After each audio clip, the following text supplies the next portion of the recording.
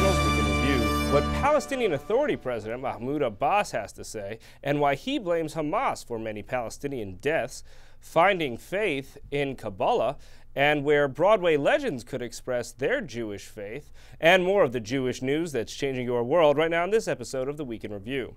Hello, and welcome to the Jewish Channel's Week in Review. I'm Stephen I. Weiss. We'll get to the expansion of settlements in the West Bank in a moment, but first, a series of statements getting less attention.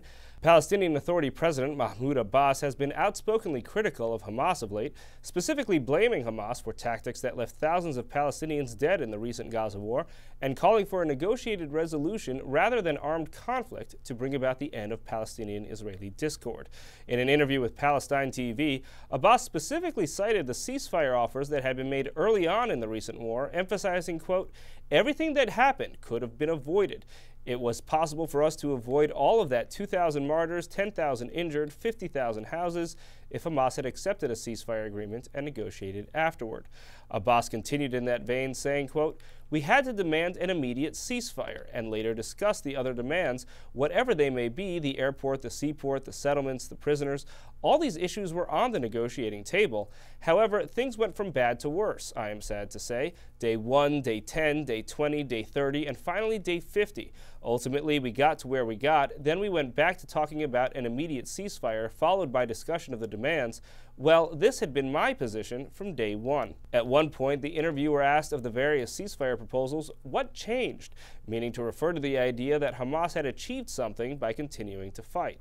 Abbas responded, quote, "Nothing," adding, quote, "Now we have accepted a ceasefire and have agreed that the other issues would be discussed a month later. There is no difference between the earlier and later drafts. The only difference lies in the losses and torment we suffered in order to reach this outcome." Abbas went on to say that Hamas leaders had lied to him about the kidnapping of 3 teenagers in June of this year, which was one of the catalysts for starting the Gaza war. Abbas said that Hamas leaders were trying to launch an intifada from the West Bank. Abbas also criticized Hamas for seeking to achieve its ends through war, where Abbas said he would seek political solutions to the Israeli-Palestinian conflict. Abbas also said he would accept Israel's existence alongside Palestine based on the 1967 borders, and that negotiating the specifics of the borders could be done in just weeks.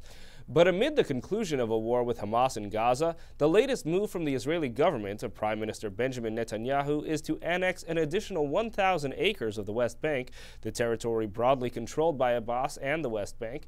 In the words of Economy and Trade Minister Naftali Bennett, a key far-right member of Netanyahu's coalition, the annexation of additional space in the West Bank is a response to the killings of those 3 teenagers from before the Gaza war started. In Bennett's words, the goal is, quote, "Hamas murders and we build."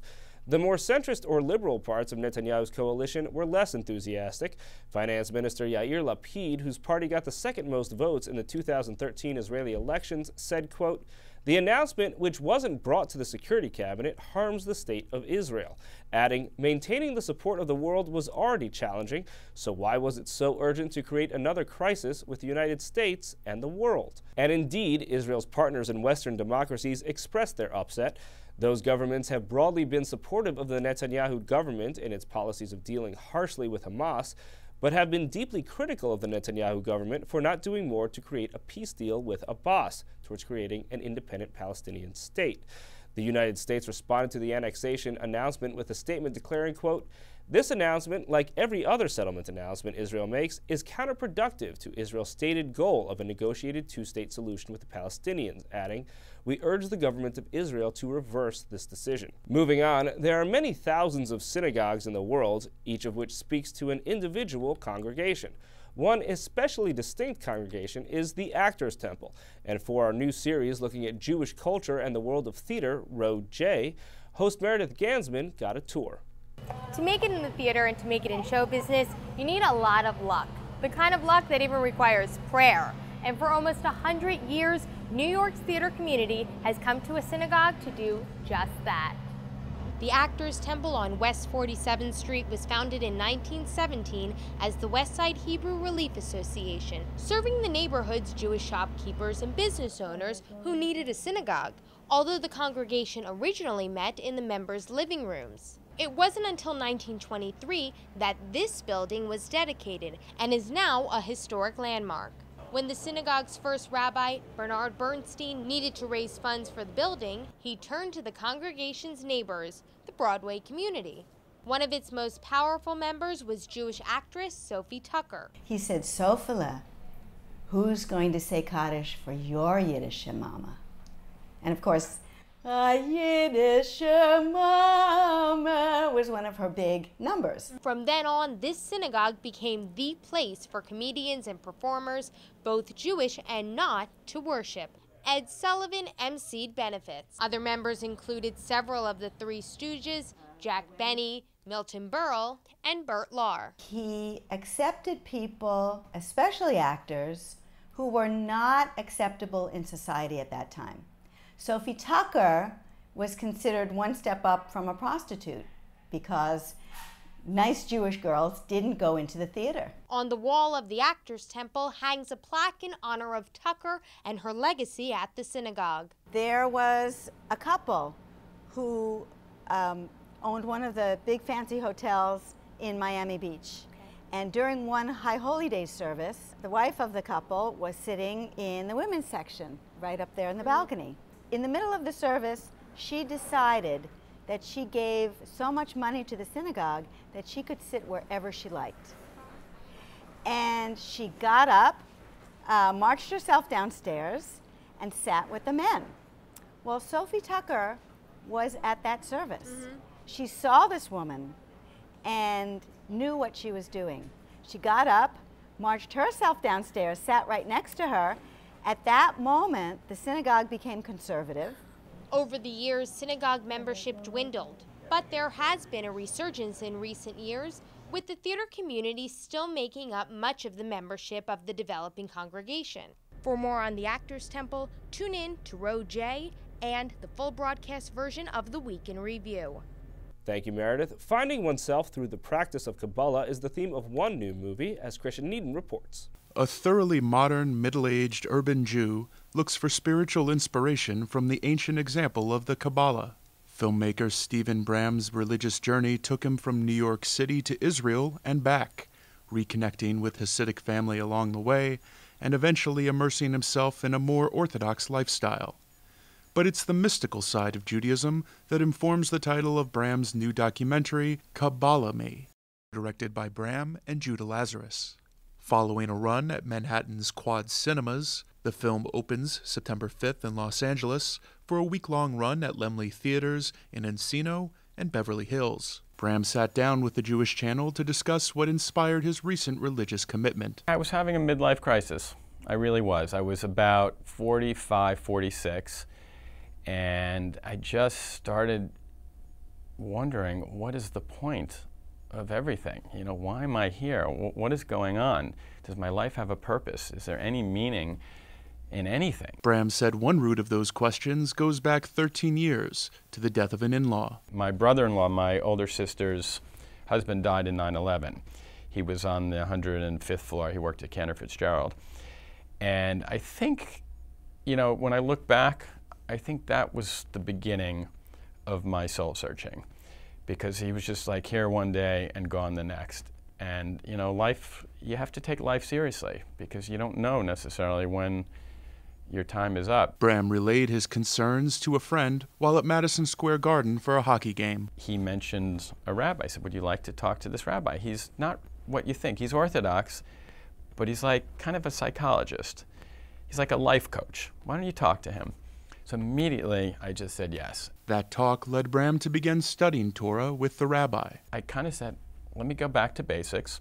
I'd like to read each week's Parsha, you know, in the right time and go through for a year. That was my first commitment, to read the Torah the right way for a year. So I started doing that, and every once in a while he would mention, you know, the Kabbalah says this about this story. I was like, whoa, that's unbelievable, because what he was saying was that there's meaning and depth beyond what appears to be the case. And that was just fascinating to me. It blew my mind. I kept saying, tell me more Kabbalah, tell me more Kabbalah. So Bram went to another rabbi to learn Kabbalah, but his Reformed Jewish upbringing didn't include mastery of the Hebrew language or the prayer techniques he is using these days. I'm really focusing on learning how to daven and learning how to pray and Jewish meditation. and I don't have the Hebrew language. So it's been a real challenge to learn Hebrew at 52. To hear more from Stephen Bram about his new documentary, Kabbalah Me, please tune into the full broadcast edition of the Week in Review. Thank you, Christian. Finally, this week on Up Close, what happens to our ideas of the present when we shift our perspective on the past? For many of us, the presidency of Ronald Reagan tells us everything we need to know about the man and his brand of Republican politics. But historian Rick Perlstein argues that we'll find a lot more by turning the clock back 20 years and further in his book, The Invisible Bridge. And for New York University professor Lawrence Schiffman, embracing Jewish tradition has meant going back more than 2,000 years to a period before the rabbinic Judaism we've known for so long. Embracing what we have to learn from Second Temple Judaism, Schiffman is co-editor of the new 3-volume work, Outside the Bible, Ancient Jewish Writings Related to Scripture. Here's some of the highlights from my interview with Rick Perlstein. When we think of a lot of presidents, we can just think of them as presidents. There isn't a whole lot of prior life to Barack Obama or Bill Clinton or George W. Bush, or I mean even to a degree George H.W. Bush, Jimmy Carter, that you think, wow, we really need to study these people to understand their national impact. But for Ronald Reagan, he was very much affecting the national discourse decades before he was ever elected president. True. He was a public figure since the 1930s. He came to Hollywood in 1937.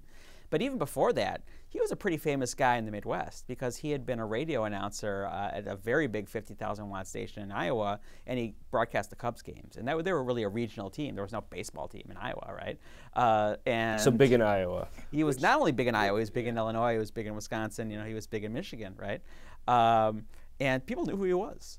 And yeah, and then sort of he becomes really most famous in the 1950s when he becomes a spokesman for General Electric, right? And he's on TV every Sunday in this top-rated anthology show on commercials for GE. There's this really funny joke about his work for GE. He would kind of advertise the noble things GE was doing in national defense and et cetera.